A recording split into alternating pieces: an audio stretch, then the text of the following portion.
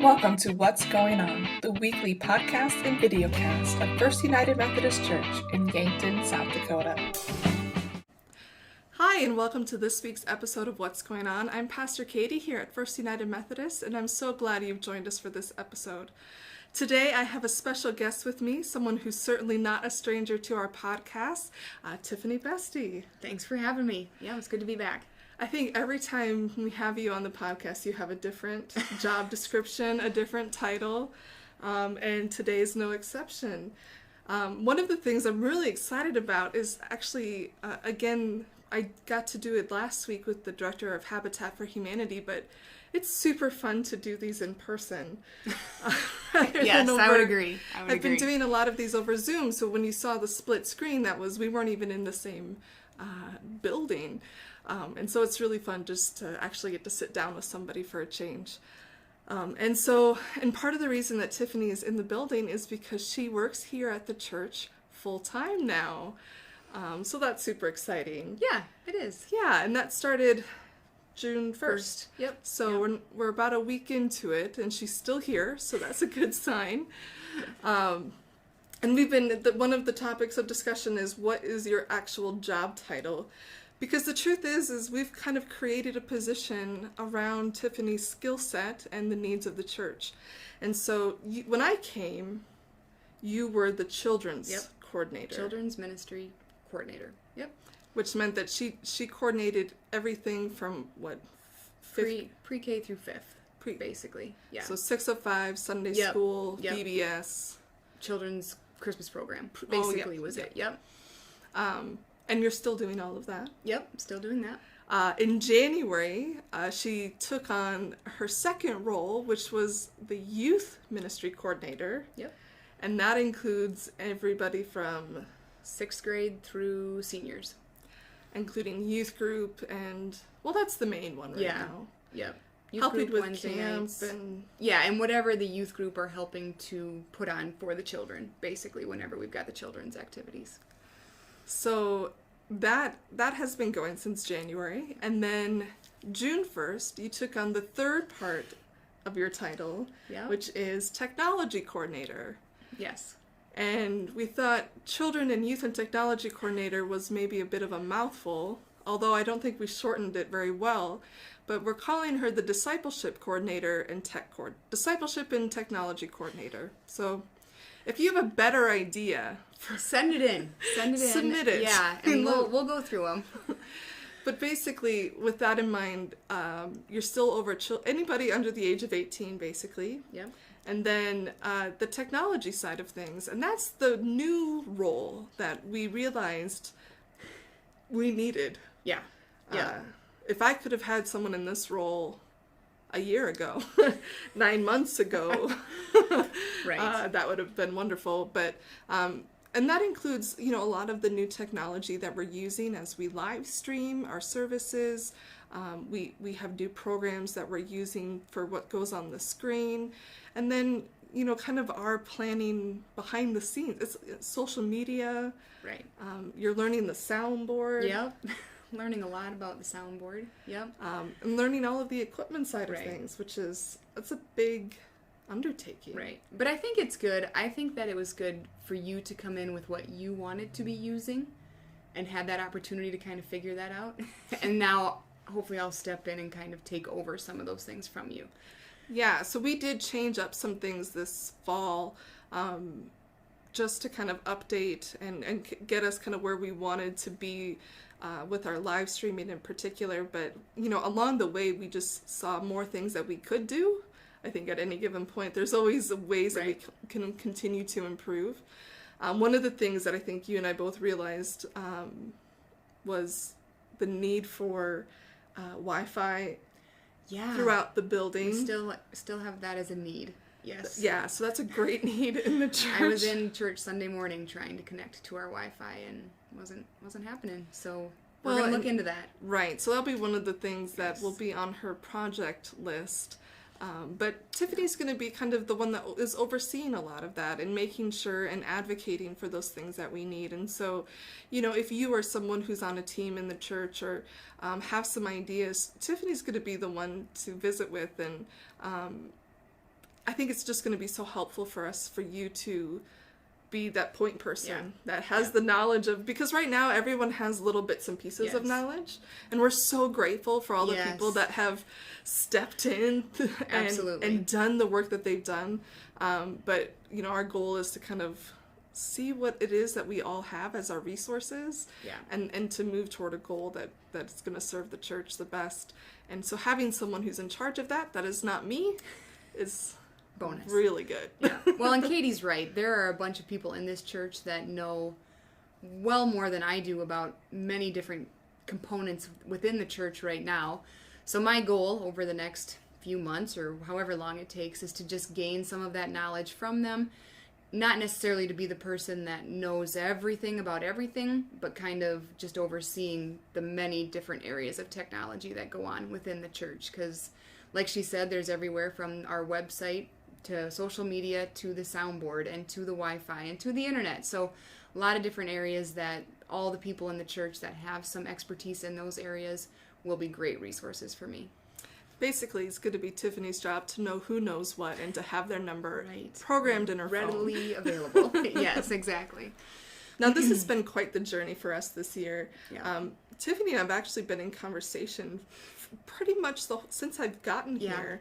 Yeah. And so we were just reflecting on that, and I'd like for you to kind of share some of that story of how God has been working on you this year to get you from a point.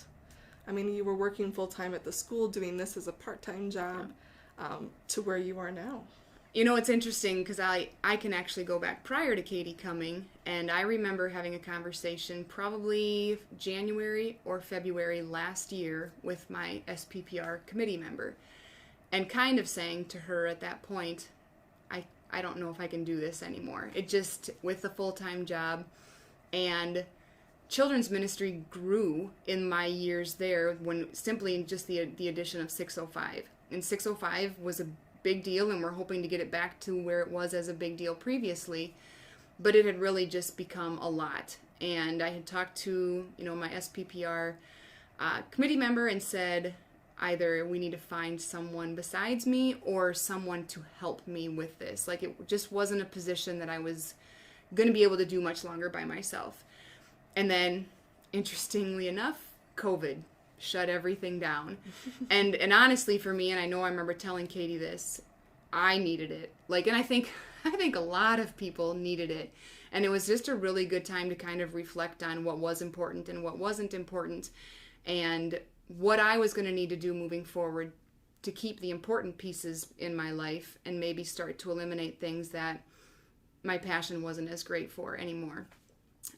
So throughout the course of COVID, Pastor Katie coming on board, some positions kind of opening themselves up here in the church, my brain just started thinking about, where do I want to be? What do I want to do? And I know, like you said, it was shortly after you coming, and it was, in my mind, really bad timing. But I was looking at the upcoming school year.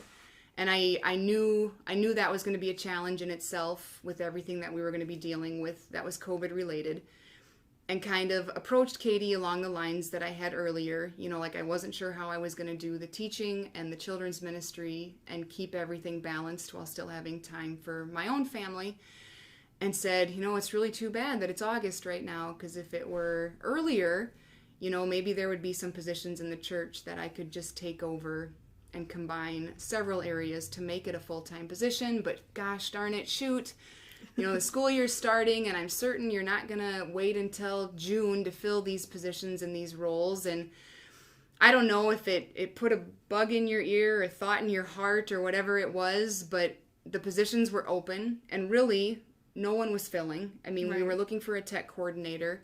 We were looking for someone to take over the youth position, and we had Gina and Merle Brandt step in as volunteers to fill a gap in the meantime. Very clear that it was meant to be short term. Right. That they weren't taking that on. I told them, I'm like, we're going to keep looking. Yeah. Because I think they kind of had they were a little bit afraid to accept it, going, we know how churches work, where, you do something interim and then you're doing it for 10 years. Forever. Right. So, and we had some people kind of step up in our technology realm. Allison's been helping out in our sound booth. So there were some people that were like, we'll do this for a little bit, but we don't know that it can be forever for us. And I think I remember approaching Katie again later in the fall and just kind of saying, I see these positions are still open. I know it's still only November, but, I'm feeling like the church is the place that I need to go be at. That is the place that I want to put forth my time and my efforts and my energies. I really enjoyed what I was doing there. It was just hard balancing with the full-time job at school. So I kind of approached her and I said, can we sit down and talk seriously about these positions and what I think that I have to offer and what I think the church needs from someone. And, these positions had never been together as one before, but could we possibly consider combining them together and making them one position so that I could come to church and put my full efforts and focus there instead. And I guess she thought about it and had some conversations with some SPPR members, and we kind of sat down then as a group. And yeah, we did.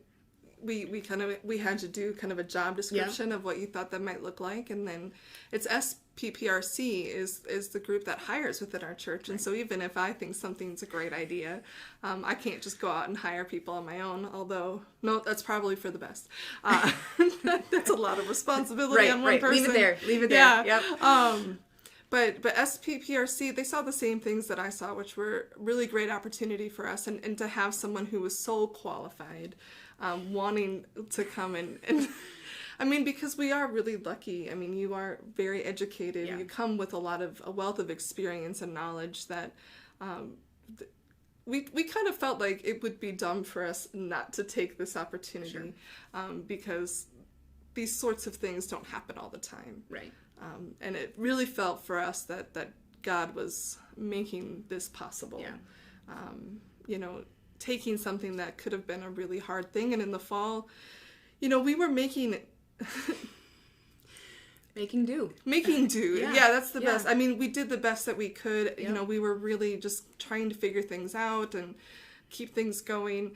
But it was always the hope that would be a short-term solution, and that God would prepare and provide the right person to come and for that right person to have been right under our nose. Right. Well, and literally. I think it's COVID brought with it a lot of very challenging times for everyone, but I found it very timely for me. Like it, for the first time in a lot of years, gave me an opportunity to have some time to really think about moving forward, where are my priorities and where do I want those to be at. And for so many areas in my life, a job would come open and you would apply and either get it or not get it. And this was one where I think there was such a strong feeling of, this is where I really want my life to head. This is the direction that I want it to go. I'm not typically the type of person that would approach a company or a boss or a district and, put myself out there like, is this possible? But I just felt so strongly about it and had that opportunity to think about it, that like I said, Katie had been here a month maybe or two, and I remember talking to you after an education meeting and kind of just really like putting out there, like, this is where I'm at, this is how I'm feeling right now. I don't know if this is in the realm of possibility at all, but I felt so strongly about it that I couldn't not put it out there. Like, I just had to at least try to see what would happen. And if Katie would have said, nope, we're gonna fill these positions in the next month, this is just something we have to do, then I would have known. But luckily, she didn't, and she was open to the idea of it. And like I said, I think God worked pretty strong during that time. I do. I mean, it wasn't for a lack of trying that we didn't fill those positions. Well, and I was, you'd watch the Wednesday or the Sunday morning services when they were online, and I would see those constant looking for tech coordinator, looking for youth group leader, and I kind of would sit there with my fingers crossed, hoping nobody was going to fill them, because if we found someone, that would have been great, and it would have expedited the process a little bit. But inside, I was like, oh, I sure hope we can get through this year, and there's still an opportunity there for me eventually. I think it speaks to how things work in God's timing rather than in our timing. That it felt like, it's too bad that these things didn't happen sooner so that you could have started, who knows what would have come out of something in that time, where doing it this way, it seems kind of strange and convoluted how we ended up doing all of it, because you took on pieces as you went. But I think at the same time, like, everything was in God's timing, and sometimes we have to let ourselves be uncomfortable. And I'm saying that, like, from the church's side of things. Sometimes we have to keep those things open and let ourselves be uncomfortable instead of just filling things, so that we're ready for the right person and the right fit. And I feel like that's what's happened this year. I mean, we went for quite a while also without a praise team leader. And then all of a sudden, Sarah just fell into our... I mean, literally, that's how it felt. Like, she just fell into our laps, and she's just been this wonderful addition to our church and to our worship. And then being willing to be open and to be patient for Tiffany to come on. I remember thinking in January, because it was at that point that we kind of had this in place, that you would take on the youth, and then... in June, you would take on this tech piece. And I'm like, how am I ever going to make it to June? Like, that is forever away. And I remember you saying that. I remember being at a staff meeting of some sort. And in my mind, I knew how quickly school years went. And I knew that those 4 or 5 months would go quick. But I also remember you saying, like, that's still 4 months from now. and I hope that it went fairly quickly. It did. Like, I remember thinking, like, oh, it's May. Like, it's almost time. She's going to be coming soon. Yeah. And that's really how it's been, like, just the anticipation of it has been so great. And then to have you here now, it's wonderful. I'm so excited for what, I just feel like God has been working so intentionally in sort of the chaos of last year. Right. Like, it's hard to see when you're in the midst of it, but you look back on it, and like you said, like, I think it's through that chaos and through all of the turmoil that we had that God has been laying this incredible foundation for us to come back fuller and stronger. And it makes me super excited, to be honest. Like, I'm excited too. I really truly am. And Kitty and I have had conversations about, stepping away from teaching after having done it for 18 years. And there's always, of course, a loss a little bit. And more so, like I've said, it's never really the job you leave, it's the people that you leave. And so what I'm so grateful for this time in leaving a job is that I'm still in Yankton. And those connections that I've had with the people in the school district are still there, and I still have kids in the school district, and my husband is still in the school district. So I don't feel like I have the loss that I've had previous times leaving jobs, and I'm really feeling like there's just been gain. You've gained the people here, and so far, 1 week in, I'm really enjoying all of the things that I'm getting to do every day. And I know that, some of that's just newness, and it's just different than what I have been doing, but the parts of my job that I was doing in education are carrying over to this job, and I'm still getting to do a lot of the things that I really enjoyed there. But I also found, over the course of the spring, I worked with those same kids in the school district setting. But when I work with them here at church, it is a whole different realm. Yes. And it's just the kids that I could have come sit in my classroom every single day for 2 years. In the 5 months I worked with them here, we just grew so much more in our relationship than I ever did when I was teaching them. So I still get the opportunity to work with kids as I've always wanted to and have, just in a smaller setting and honestly a faith-based setting where what's really important in life is put at the top. And of course I want to believe that all the things I've taught kids over the last 18 years are super relevant and really important in their lives, but there's nothing more important than this, And so I get to provide them an education here, pre-K through 12th grade, that they can go be educated academically somewhere else, but the most important part of their education is in this building. And hope that it carries over into the school building when they're there every week. Yeah. Yeah, it's great. It's really, that's why I felt so strongly about it. That's why I couldn't not approach you with it, because I just felt as though all the things that you always talk about, you go into education. I'm an educator, but they always say you're not teaching content, you're teaching kids. Right. So here I'm still teaching kids, but the content is so great and so purposeful. Right. Yes. Meaningful and yes, with an everlasting importance. Yes. For sure. So, I mean, that's a call story right there, if I ever heard one. I mean, I think that people tend to think that only pastors have call stories, but the reality is that we're all called to things, and our calling can shift over time. Yes. You know, and so, yes. you know, what I hear in your story is that you are still an educator. You right. you still have those same giftings, and you're just doing them in a different setting and getting to glorify God more openly than you ever had to. Yes, exactly. Intentionally. Yes. But I think that's an important piece to remember, is that, you know, one, I think a calling as a teacher is a calling from God. But also to be open to the ways that, again, those things can shift over time. Yes. You know, I didn't start in pastoral ministry in this sense. I think I've had almost every job you can have in the church. And, you know, and I thought I was going to be a teacher. And then I ended up in the church. And so it happens to a lot of us. Well, and it's interesting. I don't know if I've ever told you, you know, when you do those tests in school that tell you what you should be when you grow up, pastor was one of my top 10, which is, you know, of course, when you're 16 or 14 and that's popping up, you're like, weird. I don't know about that. But yet it all falls underneath teaching and educating and making relationships with people. It really does. So it's just a different area that we're doing it in, but it's all very similar.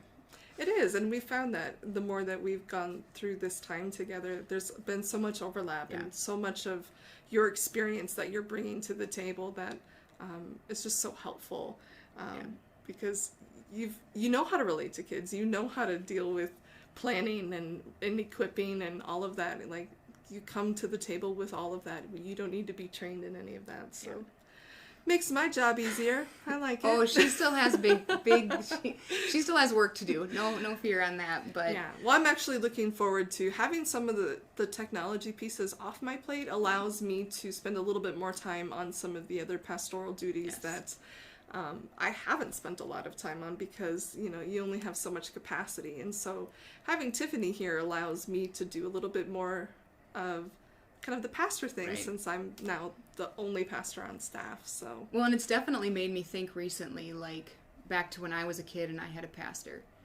Nothing was done technology wise. You would show up on Sunday mornings and you would listen to the pastor, and there would be a printed bulletin. Like, that would be about the extent of it.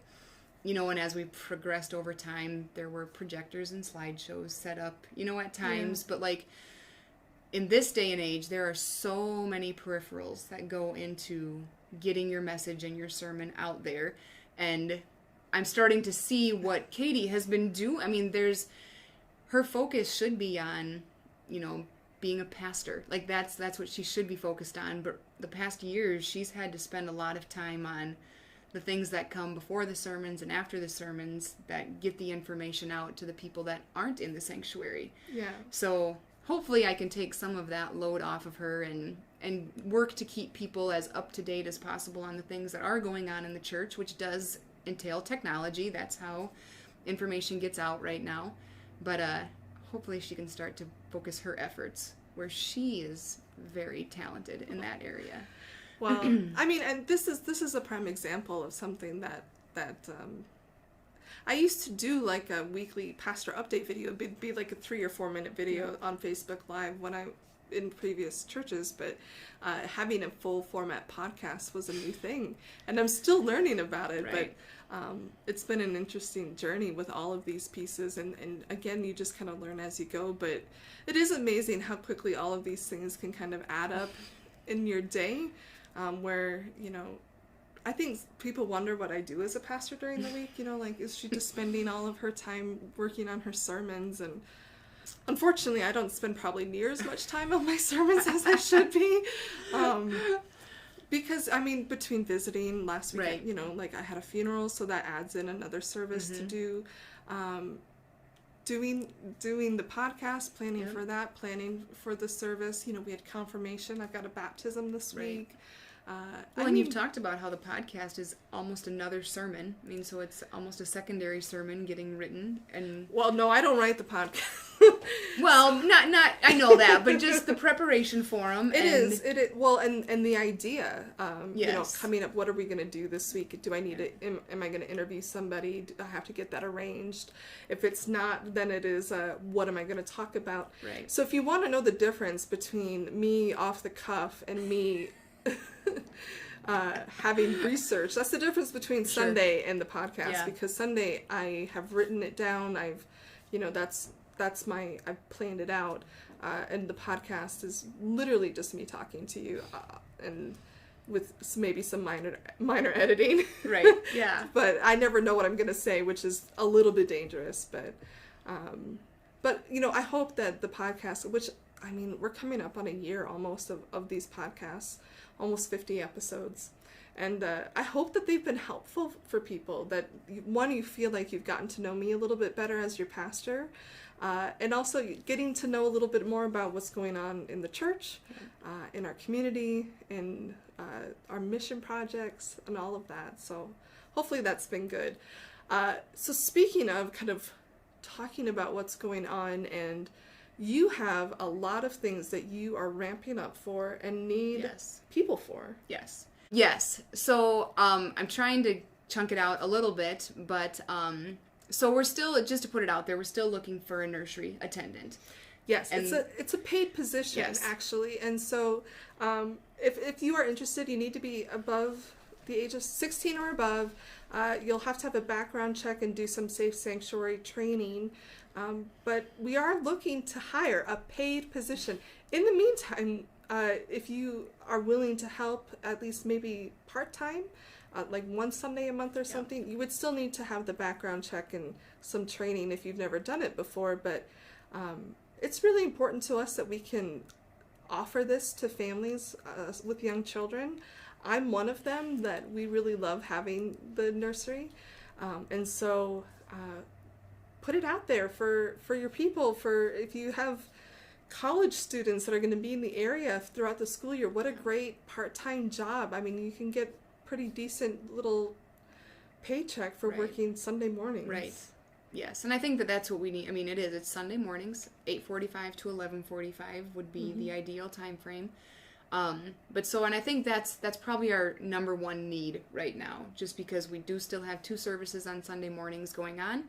And yes, Pastor Katie's kids would be involved in that, but there's others in the sanctuary as well that have young children who are in the church right now with us, which is completely fine as well. But we all know that for the parents, sometimes it's nice if there is a place for them to go to so that they can take in the sermon and hear what's being said when they're in there. Yeah. So then past that, I guess my other focus right now is I'm learning and figuring out how both the audio and the visual is being ran for church services, and my goal is to train in a lot of people to do that so that it's not one person or 2 people having to do it every Sunday morning. We might have some people that are more consistently back there, but we also want those people to have opportunities on a Sunday morning to feel as though they can be gone from church, knowing that there's others to fill in those spots. So Or if they're sick. right, no, we can't. No, it's almost like you're not allowed to be sick. I mean, that's the position we're sort of in right Yes, now. it is. Yeah. It is. We're very thin right now. Yeah. I will say that I very quickly picked up on running the visuals. So that really, I had my son Tate. He was 13 back there running it the other day, just in case he is someone that could have an opportunity to run it for us. So I would really say, our youth group members on up would be people that we would feel comfortable enough running the audio for us. And then I'm still learning sound. And I think that there is a lot of pieces to sound, but I think the people that we have running it Sunday morning, we would have it as simplified as we possibly could for those Sunday morning services. And really, it's turning the soundboard on It's understanding that there's a few controls to control the volume that's coming out of the different inputs, and then that we have a stream volume as well. I don't even want to. That's where I want to leave it, because there are things that we would want to be able to do with our sound people, but to start with, it would be just a very simple introduction to the soundboard. And there's always two people back there. And so if the two people combined can help each other out, and if we're troubleshooting or problem solving things, that's great. As far as like maintaining the sound system, that's things that would be done out. Yeah, that's me. And Allison, and my friend Allison. But that would be things that would be done outside of Sunday mornings. So really, it's just putting the presentation up on the screen and then very simply running the sound that we have on Sunday mornings. So don't let yourself immediately feel overwhelmed by it, because I can understand how it could be, but my goal would be to keep it as simple as possible for you when you're there on Sundays. And if you could come in and do one service, the first or the second, or you're willing to do an entire Sunday morning, which is not as big of a commitment as it once was, because Correct. Of moving those services close together. Yes. Basically, if you were there by 8:15, you'd be done by 11:45. Oh, no, 8:45. Excuse me. 8:45 to 11:45. Yes. Yes. So it would be 3 hours, but I really don't want anybody having to do it more than once a month. So it would be 3 hours once a month. And over the course of the year, 20 hours, 30 hours, something like that. So if you have an interest in either of those spots, you can call Lisa at church, you can email me, you can get a hold of me, however that works best for you. The other thing that we're looking at right now, most important, is getting our volunteers for Vacation Bible School. I've been going through this stuff this week, and I think it looks like a phenomenal Vacation Bible School program. It's concrete and cranes, building our foundation on Jesus. Really cool opportunity for the kids. The stuff that we've got going for it, I think, is going to be great. We have the opportunity for people to come in and help decorate beforehand. So I would be looking at the week of August 10th, I think somewhere in there would be coming in days, nights, whatever works for you to help decorate. And then we would be looking for people that would be helping specifically at VBS Friday night from about 5:30 to 9, somewhere in that range. And then Saturday morning from 8:30 to noon or something like that. Then after VBS, as far as the fall goes, again, we're going to continue to fill the audio-visual components for our church services. We're going to hopefully be filling our nursery position with someone, like we said, that's a paid position. So we'll hopefully be able to find someone shortly here. But ideally, when fall rolls around, we want someone in that position to take over that. And then, like I said, we'll be looking for volunteers again for children's ministries on Sunday mornings, 605 and youth group on Wednesday evenings. And it's great to have a core group of people that do those things, but the more people that are in that core, the easier it is for people to find that time to fit it into their schedule. And really, we're looking for one day a month. That would be my goal, is that you could come help on a Sunday morning, one day a month, or a Wednesday evening, one day a month. And so, the more hands that we have, the easier the load is for everybody. So I will come back and we will push more for that as we get closer to the fall. But the main things that we're looking for people right now would be Sunday morning services, help with those, help with nursery, sound and audio, or in visual, and then VBS, just getting our volunteers ready to go for that. And again, that's just fun. That you get to play games with kids, you get to make crafts with kids, maybe help serve a meal, supper, breakfast, or something along those lines. It's always just such a joy to get to participate with the kids that come, because they love being here and they make what we do really fun. Yeah, my boys love church. I mean, church has always been kind of probably their second home, but when we started children's church this spring, oh my goodness. I mean, my boys normally love church. That's the only place they wanted to be. Honestly. Yeah. Like, my 2-year-old doesn't say a ton of words, but the word that comes out of his mouth the most is church. Church. Where do you want to go? Church. I think it's so important that we have a place that our children and our youth want to be, where they feel that this is their place, that this belongs to them as much as it belongs to us, that they're excited, because the reality is if your kids want to be here, Right. then you'll be here. Yeah. Like, Yep. if your kids don't want to be here, as a parent, you know that it's a struggle then to get here if your kids are dragging their feet. But if they love it, if they feel like this is for them, then we're winning as a church. Then we're doing what we're called to do. That's part of our discipleship for our children.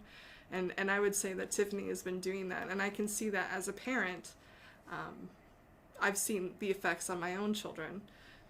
That they love it much more when there's stuff for them to do. Well, and really, I coordinate a lot of stuff, but it is only with the help of the people that are volunteering their time on those nights and those mornings that these things can happen.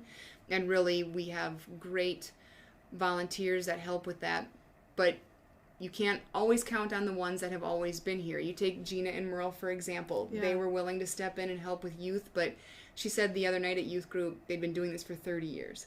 Right. So, you know what, at some point, others that have the kids coming in or have the youth coming in, we need help from them also, just because we need the numbers, and because it's so important for your children to see you here also, and to see you being involved in the things that are happening at church. It's hard to convince them that it's important when they're getting dropped off. It's really easy to convince them that it's important when you're going together. And so just be that model for your child, and be that model for all of our children, that being here and hearing Jesus' word is incredibly important. Well, I couldn't have said it better myself. Well, Tiffany, thank you so much. Well, yeah, thanks for being having on me the again. I podcast. figure that I probably have to be like a quarterly attendance or something. At least, I think what's gonna, who knows? I might rope you in, and it'll become a. Monthly, I take it over once a month. Ooh, now that I like. We might have to try that one out. We'll talk about that. Well, I hope that you have a wonderful week. We hope to see you in worship. We worship Sundays at 9 and 10:30. And until then, God bless. Thank you for joining us on this episode of What's Going On, a video and audio podcast of First United Methodist Church in Yankton, South Dakota. We'd love to have you join us for worship on Sundays, and we have two options available. 9 a.m. is our contemporary service, and 10:30 a.m. is our traditional service. You can find those online as well at our website, www.firstumcyankton.org, or on YouTube.